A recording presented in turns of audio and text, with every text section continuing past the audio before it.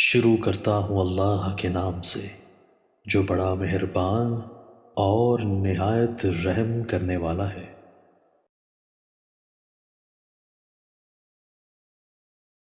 حضرت ابو ہریرہ رضی اللہ تعالیٰ عنہ اور حضرت زید بن خالد رضی اللہ تعالیٰ عنہ سے روایت ہے کہ دو آدمی مقدمہ لے کر رسول اللہ صلی اللہ علیہ وسلم کی خدمت میں حاضر ہوئے تو ان میں سے ایک نے عرض کیا ہمارے درمیان اللہ کی کتاب کے مطابق فیصلہ فرمائیں، اور دوسرے نے عرض کیا جی ہاں اللہ کے رسول، ہمارے درمیان اللہ کی کتاب کے مطابق فیصلہ فرمائیں اور مجھے بات کرنے کی اجازت فرمائیں۔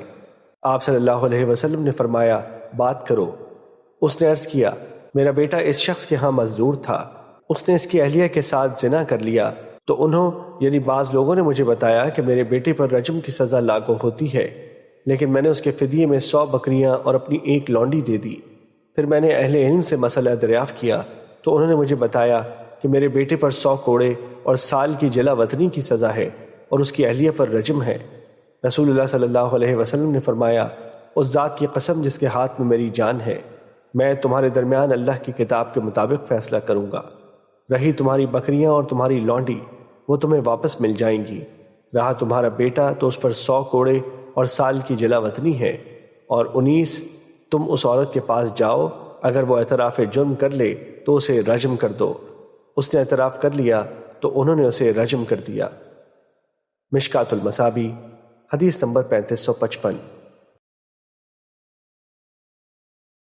حضرت جابر رضی اللہ تعالیٰ عنہ بیان کرتے ہیں رسول اللہ صلی اللہ علیہ وسلم نے فرمایا جب آدمی اپنے گھر میں داخل ہوتا ہے اور وہ اپنے داخلے کے وقت اور کھانا کھانے کے وقت اللہ کا ذکر کرتا ہے تو شیطان کہتا ہے تمہارے لیے نہ تو رات گزارنے کے لیے کوئی جگہ ہے اور نہ شام کا کھانا۔ اور جب آدمی داخل ہوتا ہے اور وہ اپنے داخلے کے وقت اللہ کا ذکر نہیں کرتا تو شیطان اپنے ساتھیوں سے کہتا ہے تم نے رات گزارنے کی جگہ پا لی۔ اور جب وہ کھانا کھاتے وقت اللہ کا نام نہیں لیتا تو وہ کہتا ہے تم نے رات گزارنے کی جگہ پا لی اور شام کا کھانا بھی پا لیا۔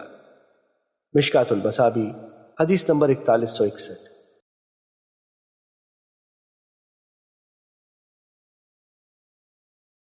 اور صحیح مسلم کی دوسری روایت جو کہ حضرت ابو ہریرہ رضی اللہ تعالیٰ عنہ سے مروی ہے، اس میں ہے کہ رسول اللہ صلی اللہ علیہ وسلم کے ہاں ایک کافر شخص مہمان ٹھہرا۔